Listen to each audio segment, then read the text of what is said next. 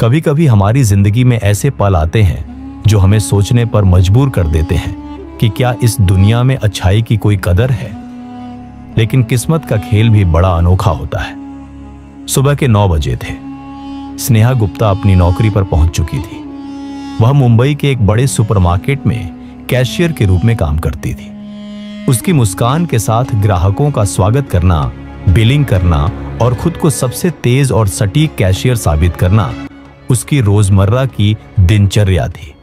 यह नौकरी उसके लिए बेहद जरूरी थी, क्योंकि उसकी बीमार मां और छोटे भाई की पढ़ाई का खर्च उसी के कंधों पर था। लेकिन उसे नहीं पता था कि आज का दिन उसकी जिंदगी को पूरी तरह बदल देगा। दोपहर के समय एक बुजुर्ग व्यक्ति ने कांपते हुए हाथों से सामान की टोकरी काउंटर पर रखी। स्नेहा ने मुस्कान के साथ उनका स्वागत किया और बिलिंग करने लगी। नमस्ते दादाजी, कैसे हैं आप? बूढ़े व्यक्ति ने हल्की मुस्कान दी। बेटा, बस किसी तरह गुजर बसर कर रहा हूं। दवाई भी लेनी थी, लेकिन पहले राशन लेना जरूरी था। स्नेहा ने स्कैनिंग जारी रखी। चावल, दाल, तेल, ब्रेड और कुछ सब्जियां। बिल 870 रुपये हुआ दादाजी। दादाजी ने अपनी जेब से कुछ सिक्के और मुड़े तुड़े नोट निकाले। उन्होंने बहुत कोशिश की, लेकिन कुल 800 रुपये ही निकले। वह घबरा गए। अरे, लगता है पैसे कम पड़ गए। शायद कुछ सामान वापस करना पड़ेगा। स्नेहा के दिल में हलचल मच गई। एक बुजुर्ग व्यक्ति जो 2 वक्त की रोटी के लिए संघर्ष कर रहा था, उसे और तकलीफ में डालना क्या सही होगा। उसने इधर उधर देखा। सुपरवाइजर दूर खड़ा था। सीसीटीवी कैमरा भी ठीक ऊपर था। लेकिन उसका दिल इस बूढ़े आदमी को खाली हाथ नहीं जाने देना चाहता था। उसने चुपचाप अपनी जेब से 70 रुपये निकाले और बिल में जोड़ दिए। दादाजी, चिंता मत करिए, आपका बिल पूरा हो गया, सामान ले जाइए। दादाजी की आंखें भर आईं। बेटा, तू बहुत नेक दिल है। मैं तेरा यह एहसान कभी नहीं भूलूंगा। स्नेहा ने हंसते हुए कहा, कोई एहसान नहीं दादाजी, बस ये समझिए कि आपकी पोती ने आपको उपहार दिया। दादाजी ने ढेर सारी दुआएं दी और चले गए। स्नेहा को लगा कि उसने दिन का सबसे अच्छा काम किया था, लेकिन उसे नहीं पता था कि यही उसका सबसे कठिन दिन बनने वाला था। जैसे ही दादाजी गए, सुपरवाइजर की गूंजती आवाज आई, स्नेहा, तुमने अभी क्या किया? स्नेहा घबरा गई। सर, मैंने बस। तुमने ग्राहक का बिल अपनी जेब से चुकाया? तुम्हें कंपनी की पॉलिसी का अंदाजा भी है? स्नेहा हड़बड़ा गई। सर, वह दादाजी बहुत परेशान थे। सिर्फ 70 रुपये ही तो थे। मैंने अपने पैसे दिए, कंपनी के नहीं।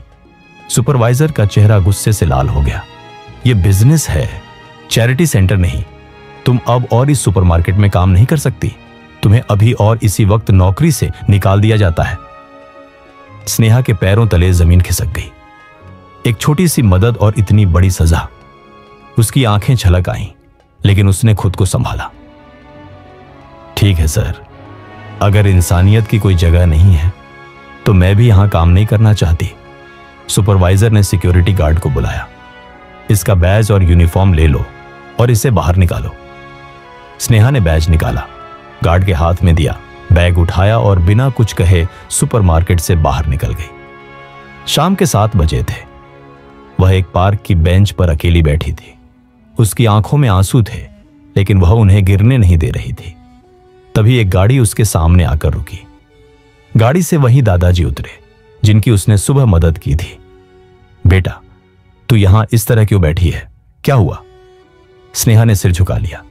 दादाजी, मुझे नौकरी से निकाल दिया गया, सिर्फ इसलिए कि मैंने आपकी मदद की।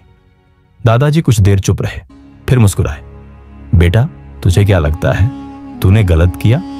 स्नेहा ने तुरंत कहा, नहीं दादाजी, मैंने सही किया, लेकिन शायद इस दुनिया में अच्छाई की कोई कदर नहीं।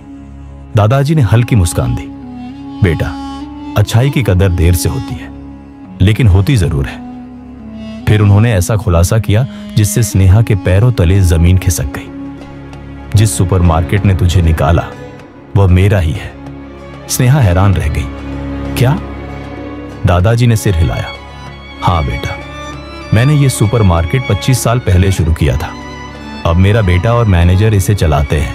मैं बीमार हूं, इसलिए खुद देख नहीं पाता, लेकिन आज तेरी ईमानदारी और अच्छाई ने मुझे एहसास दिलाया कि असली लायक इंसान कौन है। अब से तू इस सुपरमार्केट की नई मैनेजर होगी। स्नेहा को यकीन नहीं हुआ। दादाजी, मेरा तो कोई अनुभव भी नहीं है। दादाजी मुस्कुराए। तेरे पास दिल है, ईमानदारी है और लोगों की मदद करने का जज्बा है।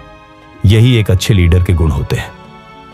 अगले दिन स्नेहा उसी सुपरमार्केट में पहुंची, लेकिन इस बार वह कैशियर नहीं बल्कि नई मैनेजर थी। सुपरवाइजर ने उसे देखा तो चौंक गया। तुम यहां क्या कर रही हो?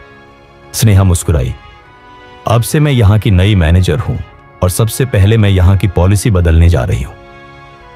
दादाजी ने कहा, अब यह जगह इंसानियत और ईमानदारी के लिए जानी जाएगी।